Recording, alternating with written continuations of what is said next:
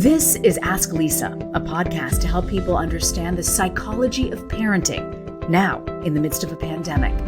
Psychologist Dr. Lisa Damour, author of 2 New York Times best-selling parenting books, takes your questions. And I'm co-host Rena Ninan, a journalist and mom of 2. Some of what we talk about comes from raising children ourselves. Most of the time, I'll be getting answers to your parenting questions. So send your questions to Ask Lisa at drlisadamour.com. In this episode, we talk about what to do when kids don't listen. Advice for threenagers to teenagers. What can I tell you? So much uncertainty in the air. Man, it is unsettling. It is hard to feel like you can find your feet. You know, it got me thinking, like, what can I control when everything feels out of my control, right? And it's like my home base, right? What can I control in my home base, Lisa? I call it my 2-foot world. I'm like, let me just see if I can manage my 2-foot world. That's often where I'm going when the headlines have me just dizzy feeling. Yeah, but I feel like the kids they're so perceptive. They pick up on it. And sometimes I'm hearing from a lot of parents, like kids are just acting out. It's hard to kind of rein in. There's a lot of frustration with school, whether remote or back in, masks, the whole thing. And we got this letter from this mom, talking about kids in chaos. And this mom says here, "Hi, Lisa. We're really struggling with our young children, 4 and 6, listening to us. It sounds silly because they're so young, but my husband and I are both at a breaking point. Luckily, our marriage is doing well, but we feel like we're at war with our daughters. We try not to yell at them, but even when we yell, it has no impact. They seem to feel no remorse, and there's no difference in their behavior. We try taking things away from them, no play dates, no screen time, but that also has no impact. Over the summer, we were together all the time, and my husband and I work full-time while they played together. We were hoping things would get better once they were back in school, 4 days a week in person, but there hasn't been much improvement. We try to reward them when they listen, use positive reinforcement, but to no avail. We try separating them because they get wild, and when they're together, they completely ignore us.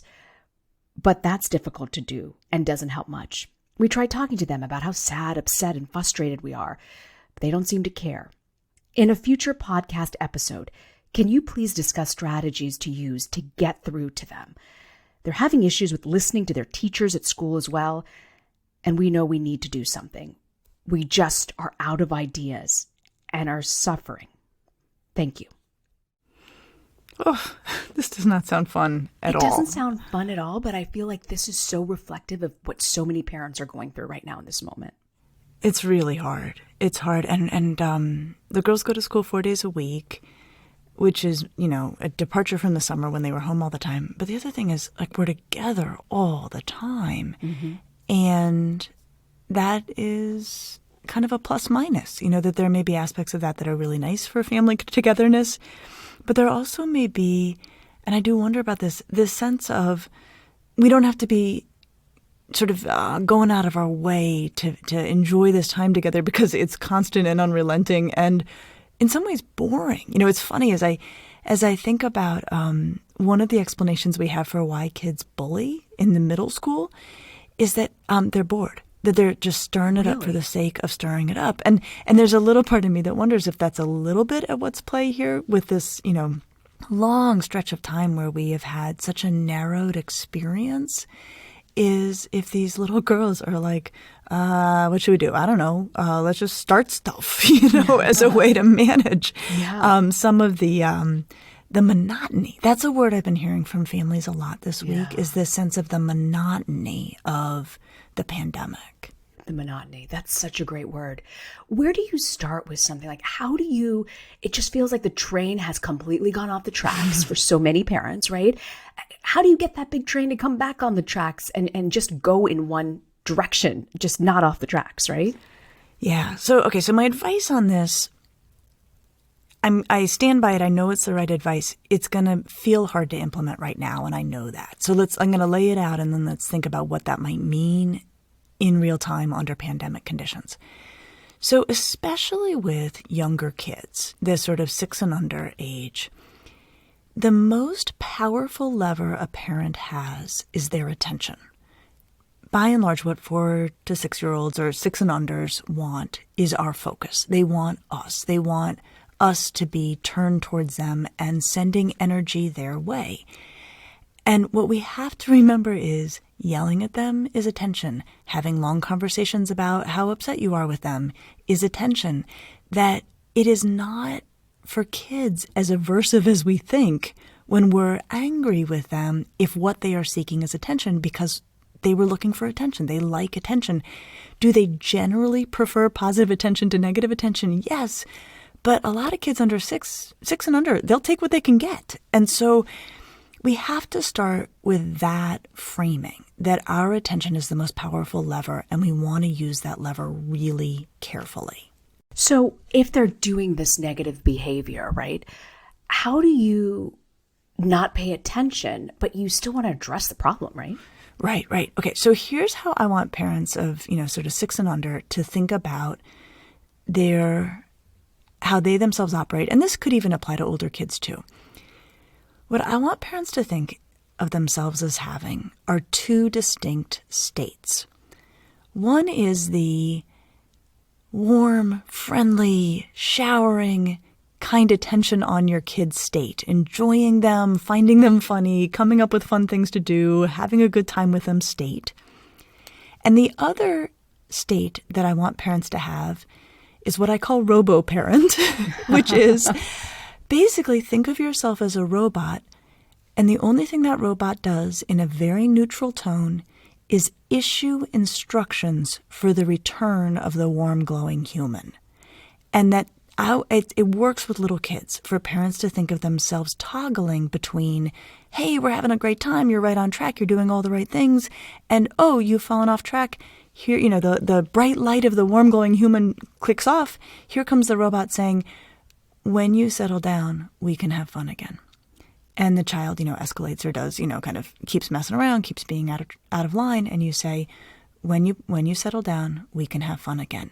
And that robot has a very steady, repeated, but disengaged, no warmth, no heat, no light in it, instruction issuing capacity that then helps kids. They start to figure this robot out. And there's things we can do to help them along with that, where they realize, oh, until I do what the robot says, I don't get any real energy from my parent.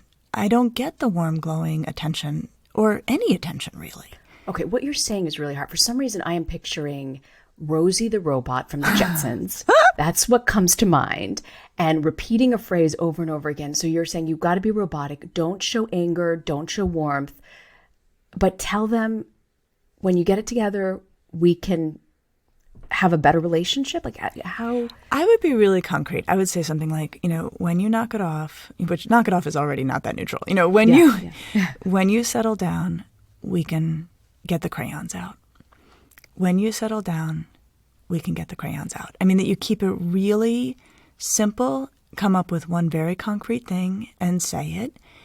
Part of what really helps, and what I would advise this family to do, is to let kids know that there's going to be a change in the weather, right? So that this is a family that, understandably, when their kids are misbehaving, they're really engaged with them and having conversations and getting mad. So the first thing I would say to this family is to alert their daughter, say, look, we're going to do it differently. When you guys are misbehaving, we are not going to engage. We're just going to tell you what you need to do in order for us to engage. So part of how you help kids start to figure out the robot is letting them know that you're moving into that way of doing things. And then, of course, what they'll do is they'll test, right? They'll start to misbehave. And then the parent has to stick to their guns and say, when you settle down, we can go back to making banana bread. When you settle down, we can go back to, we can go outside and play. But doing that repeatedly. What's interesting, I'm hearing you say almost that having a good relationship with your kids, where there are fun things that you're doing and it's exciting and great to be around mom and dad, like that can also be used as a tool to fight back, right? Hey, we're not going to be doing this, right? That's right. And the way it's actually the positive stuff, the good stuff, that it's fun when mom's not mad at you, right? I mean, that is actually where the real heart of this sits, which is when I'm on track, when I as a kid am doing what I'm supposed to be doing, we have a really good time. And the way I want parents to think about this is the fun they are having with their kid, the joyful relationship, the pleasure of being together. That is money in the bank. And you write your disciplinary checks against that account. So what I want this family to get to is a place where their girls are thinking, okay, mom and dad are super fun when we are doing what we're supposed to be doing. Are we willing to risk that and get to the really boring robot that just says stuff over and over until we get back on track? You know, it's so interesting because I'm thinking of the parents who I really admire, whose kids are in high school and they still kind of want to hang out. They enjoy doing family things. And I'm thinking because the parents have gone out of their way to find things that are engaging and fun. And I'm looking at the age of this mom. Her kids are 4 and 6, which is such a fun age where they actually want to be around you and do crafts and movie night. And that building that, you know, the parents doing the work of finding those moments that the kids want to have more of, that can also be used as a tool for discipline. It's huge. It's huge. I never thought about it. And even thinking about my older daughter, who's a really well-behaved kiddo and not somebody who I generally worry is going to do things I don't want her to do. But I remember when she was in the 9th grade, she got out of finals early on a Friday. And she texted me and she said, I'm done. Any chance you're free? Oh. And of course I had all this stuff I wanted to do on Friday afternoon. But I was like, she just finished finals. She just finished her first semester of 9th grade. And I said, yeah, I am. I'll come get you. Let's go out and celebrate. And we went to a little coffee shop. And I remember when I was driving over to pick her up, I was thinking, this is me putting money in the bank. Like, this is my 9th grader wanting to hang out with me. I can make it happen. We can go, get treats at a coffee shop. And I really don't worry about my kid throwing parties when we're out of town. Like, it's not that kind of thing. But that's part of how you prevent it, is to have that sense of, I really like being with my family. I like the times we spend together. I don't want to jeopardize that by making them mad. I always believe, and you've helped me see this, that it's never too late to sort of turn things around with parenting, right? But if you have a teenager, Lisa, and let's say you haven't sort of been building these fun times, you're working rear end off, there's a lot of other things that factor in, right? Can you, at the age of teenagers, turn things around? Like, how do you get buy-in? Does this sort of extend to them? It does. It actually does, in that when I have dealt with some of the most, by teenagers we call it like delinquency, like when the kid is really out of line. Strangely, what I was trained to do and what I have found works really well clinically is that when you're dealing with a really delinquent teenager, a teenager who is rude, awful, out of line all the time, usually, and they've usually been punished with, a lot, and it hasn't made it better. Usually the pivot we make is to say to the parent, is there any shard of a positive relationship here? Can you, if it's a girl, like, does she like going and getting her nails done with you? Can you guys go do that? And it seems so counterintuitive that you would do what feels like functionally rewarding to a kid who's been, pretty awful. But it's that idea of like, you've got no money in the bank. Like, it does not hurt the kid at all to make you mad. There's no cost because you're having no fun at all. So to try to find and build those joyful things, which of course right now is a lot harder, there's so much less available by way of fun. So, in the midst of COVID, given that there really is so little fun things that you can take kids out to do, what can you do in that place?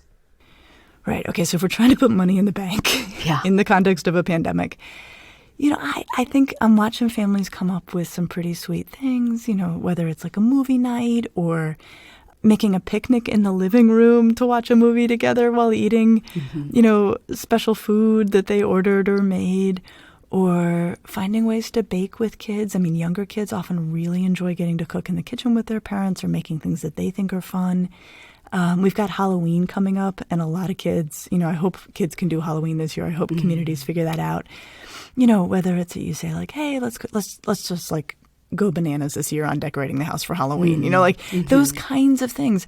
But what it requires is for the parents to creatively meet the kids where they are, to figure out really what is exciting for the kid, which as a parent, one of the things I was very grateful when I had very young children.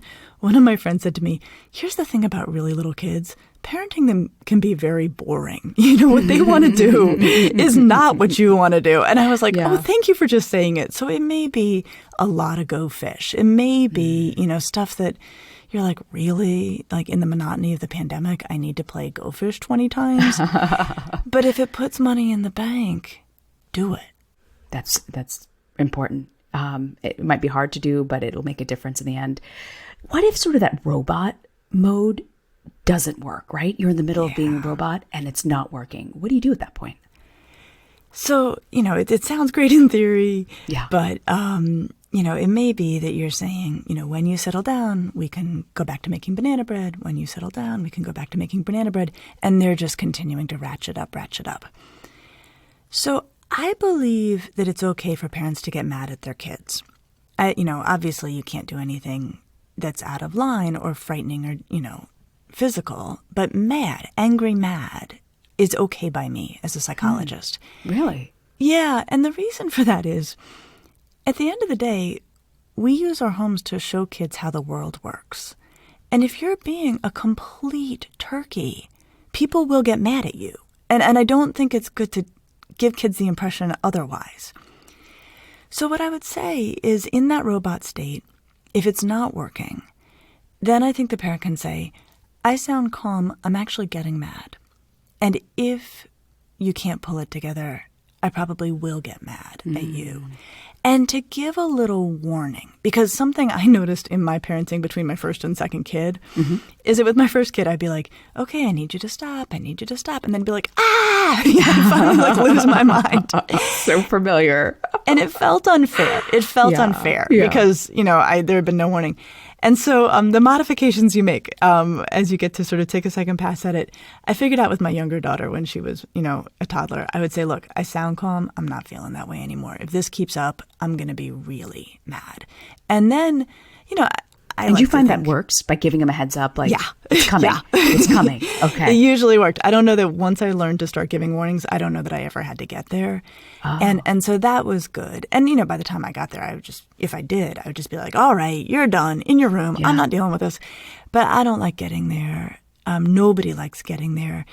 And what's cool about the robot, I mean, I don't want to oversell it, but it does really work, is if you're consistent with it, kids will first test it to see if you really are going to not interact with them. But if you're consistent, they start to learn, oh, here's the robot. Okay, this is going nowhere until I do what the robot says. So it's worth trying to really stick with it. And, you know, the great example for when you need your robot is when it's bedtime and kids are putzing around and delay. You know, this is like the classic move of the 4 and 5-year-old, like one more story, one more, you know. Or, you know, not brushing their teeth. If you can slip into that space and say, when you brush your teeth, we can read stories. When you brush your teeth, we can read stories.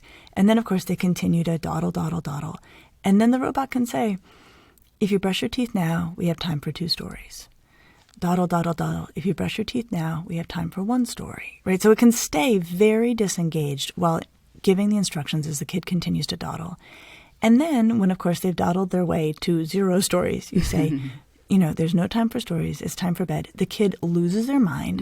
And as a robot, you say, I'm really sorry. This is the choice you made. We'll try again tomorrow night. But to just try to not feed their behavior with energy. Like the robot is the opposite of energy. The robot is just issuing instructions, no energy. That is really hard. Yeah. I mean, what you're telling me right now is pretty much the opposite of what I've been doing with my children. Well, and you don't have to do it all the time. Into it, you know, it's just, it's really hard. I think it's really hard to do. The other part that's hard, and I remember having toddlers, is when they're behaving is when we tend to disengage. You know, so when they finally settle down, you're like, oh, thank goodness I can go check my email. Yes. And that's okay. You don't have to be, you know, on point with this all of the time. But it's good to use this model when things aren't going well, because what it makes you realize is we've got this lever, we've got our attention. When kids are doing the right thing, we need to shower some positive, glowing, warm human joy on that so that they want to do more of that. And when they are off track, We want to issue instructions for getting back on track. You know, a while back, a few episodes back, we talked about Threenagers. And the behavior you're talking about so much reminds me of Threenagers. Oh, my Lord. Okay, so three-year-olds, I remember what I said, cutest things, absolutely adorable, really hard to raise. And I promised to get back to it, so I'm glad you brought it up. Okay, so here's the deal. So let's actually start with 2-year-olds. 2-year-olds are exhausting. Everybody talks about it. They're exhausting because they're trying to figure out how the whole world works. To them, it's a giant machine with a whole bunch of levers and buttons and, things you can turn. And they're trying to figure out what happens when I pull this lever. Oh, okay, so what if I run the water in the bath and start to splash, splash, splash all around? Okay, I'm pulling that lever. Okay, you clearly don't like that. Okay, good to know. When I'm adorable and cute and sweet, you like that. Okay, good to know. So they're always measuring the world. They're always, they're reaching to pull the dog's tail, and they can see that that's not okay. All right, they didn't know that. They're dumping out the rice. They can see that's not okay. Okay, now they know that. But that's what's so tiring, is that you're having to constantly help them understand the machine of the world. 3-year-olds have started to understand the machine, and to 3-year-olds, their idea of a good time is making the grown-ups mad. That's so and true. Nobody tells you this, right? Everybody's nobody like, tells you this. Terrible twos. Yeah. And then you have your 3-year-old who is dumping out the rice with a twinkle in his eye. So true. And what parents experience is that their 2-year-old is tiring. Their 3-year-old is, I'm going to use a heavy-duty word, enraging. It is like there's something about knowing, like the kid is actually jerking my chain with this behavior. And parents feel so angry with their 3-year-olds. And then they think, I thought it was supposed to be easier. Like, why is this year harder? And then they think, what's wrong with us? So I am on this mission to help people understand that 3-year-olds are really hard because they add a twist to the misbehavior. Gosh, I wish I knew this when I had Threenagers. I know. It was so funny. I'll tell you how I learned it. Actually, the story cracks me up. It was before I had kids. I was doing some training. I had my PhD, but I was doing some additional training with some older women, and they were older just because of their where they stood generationally, who had been trained by Anna Freud, Sigmund Freud's daughter. So these really, they'd been psychoanalysts for years. They were brilliant. They were all in their mid to late 70s, and British. And I remember in class, one of them was like, and then there is the sadism in the 3-year-old. And I was like, what? Did you just call a 3-year-old sadistic? And I was like, that seems really a little bit over the top. And then I think it was the next night, I was not a mom yet. I went out to dinner with my husband, and we were in a restaurant, and there was a girl who I'm sure was 3 in these cute little pigtails, and she was running around the restaurant. And she was running at the precise speed where her father, who was trying to get her under control, following her around the restaurant, in order to catch her, he was going to have to break into a run to catch her. And he did not want to break into a run in this restaurant. So he's doing this super mad, angry walk. I can see steam coming out of his ears. And, trying to get this kid under control in the restaurant. And this 3-year-old girl is looking over her shoulder, cackling at him. And I was like, oh my Lord, there it is. There's the sadism in the 3-year-old, right there. It was amazing. That's a great story. Yeah. So, Lisa, what do you do? What's your overall advice in dealing with 3-year-olds? So the thing that really works is to call them on the carpet. And the way we do that is we say, you're having mean fun. You're having fun. Mean fun. Mean fun. You're having fun making me angry. I don't do mean fun. And then you basically go back to that robot model and you say, when you're ready to have fun, I will be in the kitchen with crayons. I will be ready to play Go Fish. I will be, ready to make banana bread, but I won't do mean fun. And really call it what it is. And tell them when you're going to be ready to engage. And this often works quite well with 3-year-olds. They're often a little bit like, oh, you get it, don't you? You can see on their faces that they know they've been busted. But it's a great way, again, to get at that idea of what we will and won't engage. So I won't engage you in mean fun. I will engage you in fun. And of course, sometimes it means you have to actually break into a run, scoop the kid up in the restaurant, have them sit on your lap while you get things under control. They may be very angry. But to the degree that the parent can keep their cool, not respond with a whole lot of energy, even while keeping a kid under control, and then save the energy for when the kid's on track, kids start to figure this out. Wow, I just don't think as 3-year-olds is rational. That was always my thought. Like 1 to 3, they don't get it. You can't really talk to them. But you're saying you can actually talk to them and they'll get it. 3-year-olds get it. They know what they're doing. Or certainly they recognize what you're saying when you say you're having mean fun and I don't have fun like that. I don't have fun of, you making me mad is not my idea of fun. Mm-hmm. But here is my idea of fun. And then give them some options. Mm. I have to say, I love the piece that you had in the New York Times. It's your open letter to teens talking about this period. Really, I enjoy reading them every month. Tell us a little bit more about it. And how did you come to this idea to do this? So I've never written directly to teens before, and now I want to do that all the time. But what happened is that my August column in the Times, I wrote it as a back-to-school checklist for parents for teens' emotional well-being for 2020. And in the comments on that column, a whole bunch of teens were like, why don't you just write to us? And I thought, oh, interesting. Of course they're right. This is why I love teens. They're always kind of like on the mark, I think. And so for September, I wrote a column called Dear Teenagers, Here's How to Protect Your Emotional Well-Being. And it was really fun to write. And I hope they find it useful. It is. It's really a great read for everybody. Even if you don't have a teen, I think it's just helpful to know and understand. We talk about, particularly in these uncertain times, that every week we want to plug a charity that might give us a chance to give back. And you always talk about the importance of that and how that helps people in processing. And this week, we're going to feature a charity called Children's Hope India. It's a charity that was started by a group of Indian moms in their kitchen years and years ago. And it's to help underprivileged kids in India get educated, kids who are ignored by society, don't have parents in many cases, really, really poor kids. Mm-hmm. And they are doing incredible work. I actually work with them. I've worked with them for several years. It's an organization I really believe in personally. And I love how it started organically. I think in these times, if you've got an idea or a way to help people, you should go for it. And I love that these moms did that.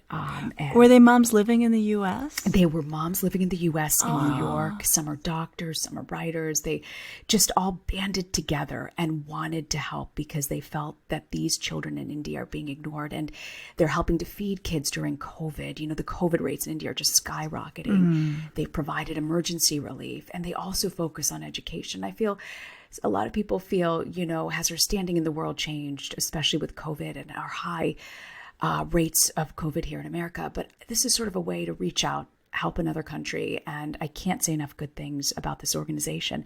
So it's called children'shopeindia.org. And take a look. Chef Anand, who's a great chef in New York City and also helping with restaurants in New York, is also involved. We just had the charity gala this weekend. But check it out, children'shopeindia.org. I know they can would love your support. But it's also a great way to get educated about other charities out there as well, Lisa. Wonderful. Wonderful. I love that idea, that giving back. So tell us, before we close it out, what's your parenting to go? I'm going to keep my parenting to go very much in the theme of what we've talked about, which is that we have kids for lots of reasons, but one of them is to enjoy them.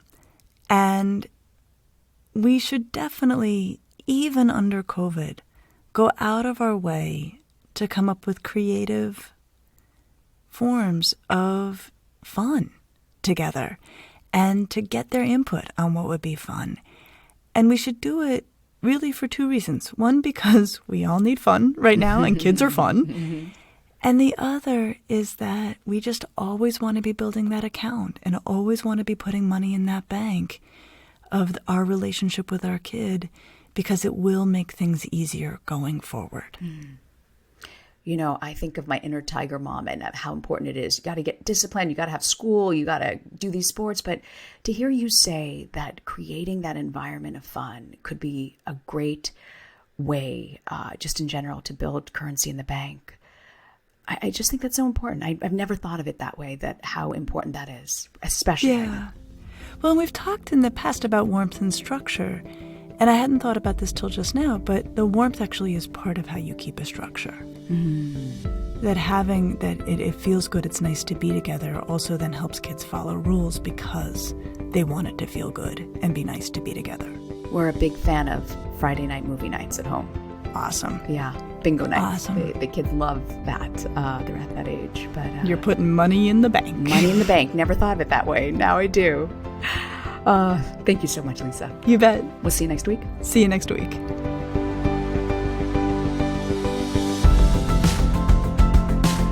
Thanks for joining us. Be sure to subscribe to the Ask Lisa podcast so you get the episodes just as soon as they drop. And send us your questions to asklisa@drlisadamore.com. And now a word from our lawyers. The advice provided on this podcast does not constitute or serve as a substitute for professional psychological treatment, therapy, or other types of professional advice or intervention.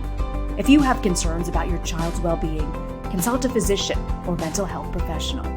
If you're looking for additional resources, check out Lisa's website at drlisadamore.com. We'll see you next week.